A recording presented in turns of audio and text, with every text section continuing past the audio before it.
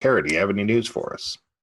Yes, I do. So last Tuesday, Professor Chaim Eshed, ex-head of Israel's space program, stated that the United States and Israel have been cooperating with a galactic federation of aliens for years, including creating a joint American and space alien underground base on Mars.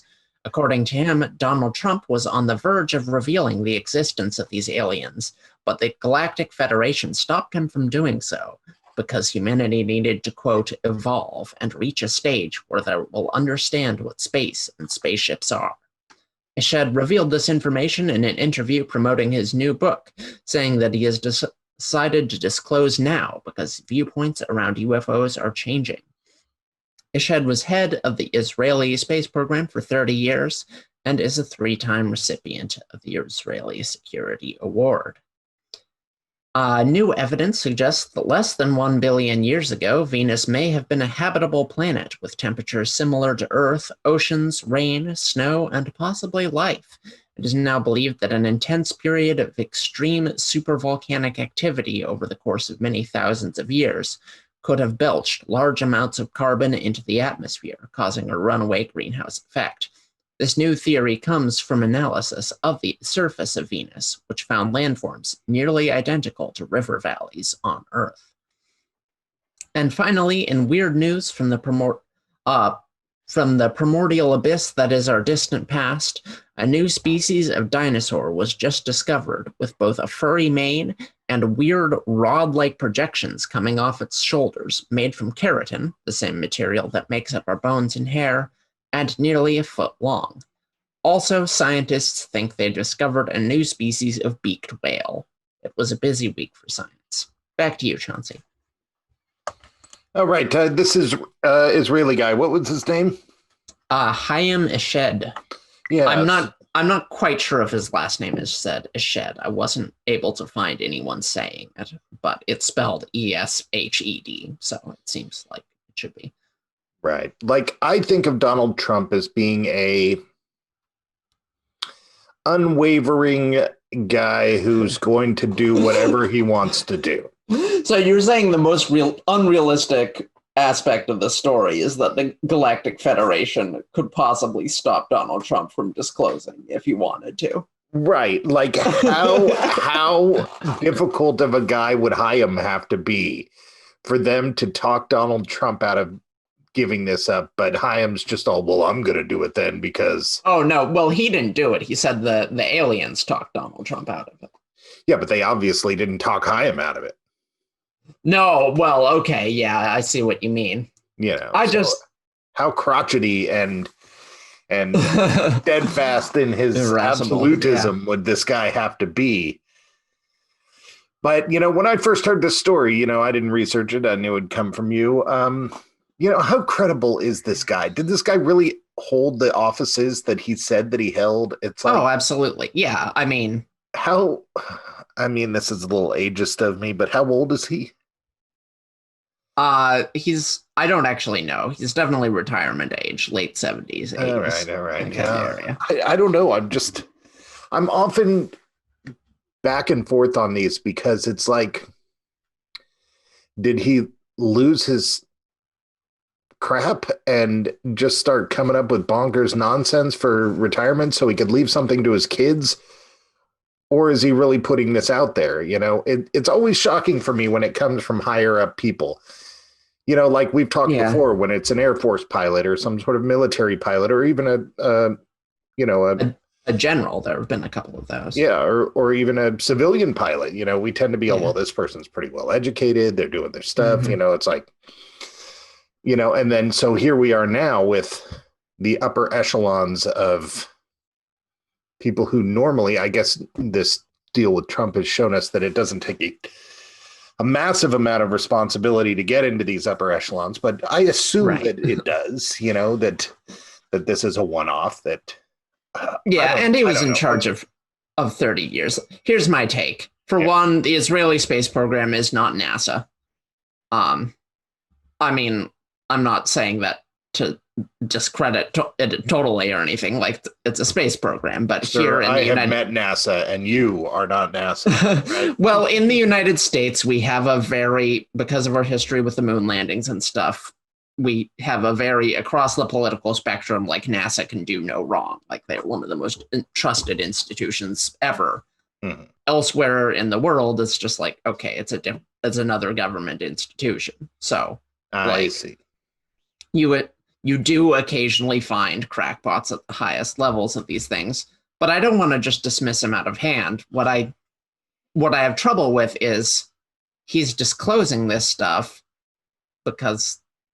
but like, if he was in a position to actually know all this for a certainty, then he would have been in a position to gather some evidence, emails, videos, whatever, just something. Yeah. Like, so skin scraping. He's something. Disclosing it, but he's not providing evidence. So it's like, even though he could.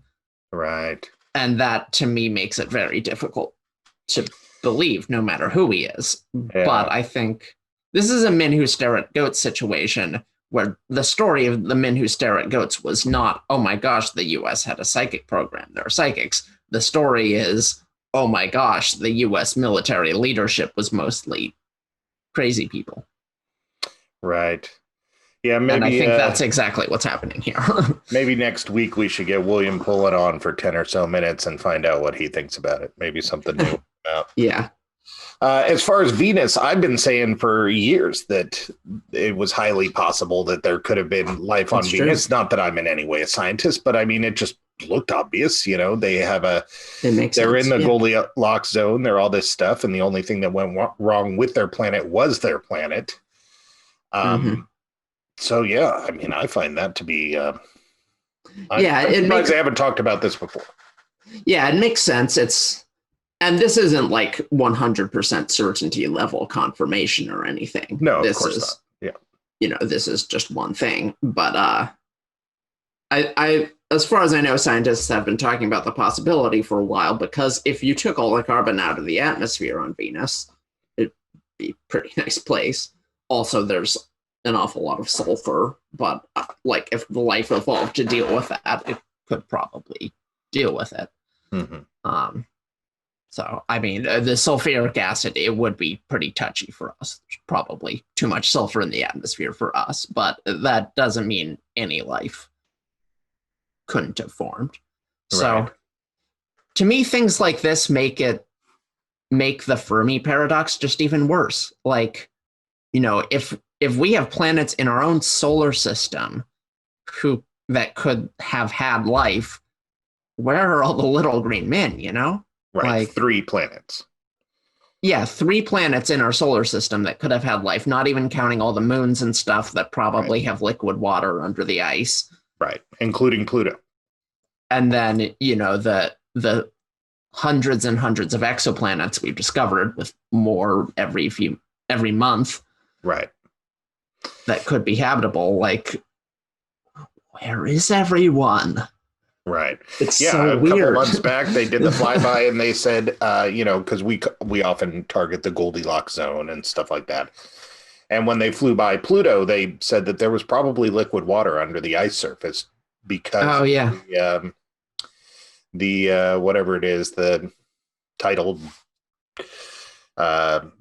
the pressure forces of the planet, or non-planet. So yeah, it kind of feels like our standards, have pretty much broadened to include everything. And that doesn't even include somebody like Arthur C. Clarke talking about the possibility of evolved floating life forms in the atmosphere of Jupiter and stuff, So it's like. Right. Yeah, you don't even have to go that far to see these possibilities. And it's like, okay, maybe intelligence takes a while to evolve, but how many life forms are there on Earth which are very intelligent? It's more than just humans. We were just the only ones that developed language and robust tool use, and that's pretty recent. Maybe in 100,000 years, the octopi will have it too. I don't know. A lot of people argue the opposite and say most humans don't even qualify for that. Well, that's fair. And then I'm always excited about a new dinosaur. I just kind of got used to looking at birds and thinking that they were what was left of the dinosaurs, and now they got a new hairy dinosaur.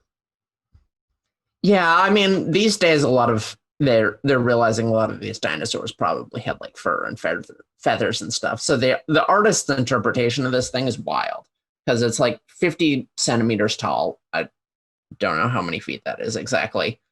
And then they've got these rods that look like uncooked spaghetti just coming out of its shoulders. And they're like a good 15 centimeters long. So, and then they've got this long, like luxurious mane of fur down its back. It's just the weirdest looking thing. Huh. The spaghetti. Right? Yeah. So, I mean, I'd want to know which branch of life, or are they because I know before dinosaurs, there was some sort of something-opods that lived on land that weren't really sauropods. Is that it? Actually, I don't know. I don't know. They lived on land, lizard-shaped kind of things that we sort of clump in with dinosaurs, but they actually weren't related to really anything. But now, I don't know.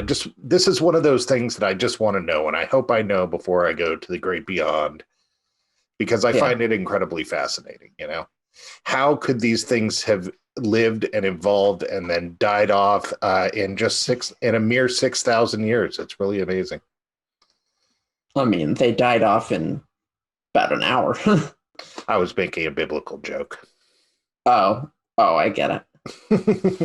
And then a beaked whale, it's like, I don't know. Yeah, life is crazy. Have you seen the new article on the platypus where they show that they glow in bioluminescence now too? So not only do they have beaks and fur and lay eggs and have stingers and webbed feet, but they have bioluminescence. Nothing makes me a conspiracy theorist like platypi because they just sound completely made up.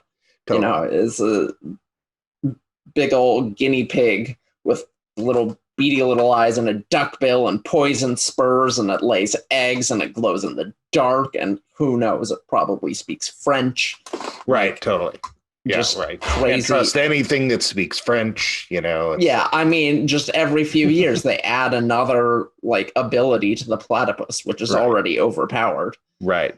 Yeah, overpowered. Yeah. I remember that they had stingers that injected venom. I'm just right. Yeah, they've got these little heel spurs that. Yeah. I mean, everything in Australia is venomous and usually hilariously over venomous for the actual predators that are facing, like the cone snail, which could kill an elephant, which there aren't in Australia or anything even like that.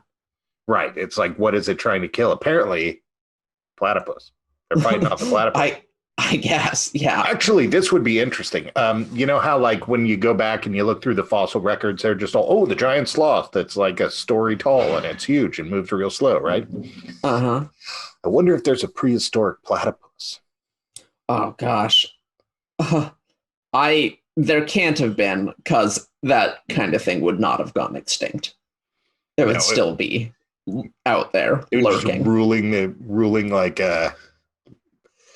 speaking of Australia, there's this great old movie called Razorback, which is basically a loose remake of Jaws, only with a giant pig. Amazing. Yeah. So is it like they're going through the jungle and they split up stupidly and then the jungle in Australia? God. They're in Australia. They're in the they're in Australia. Okay. Yeah. It's like a giant wild boar in Australia. How do they do it then? Because the whole thing about Jaws is the shark pops up at inopportune times and bites your boat in half. What about muddy puddles? Is that how they do it? It's just you can see the back, just I have to see. I don't want to give nothing away. All right, you're listening to Radio Wasteland. Stick around for some James Randi talk.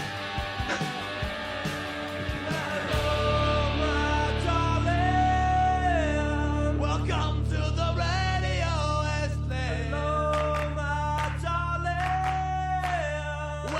to the radio.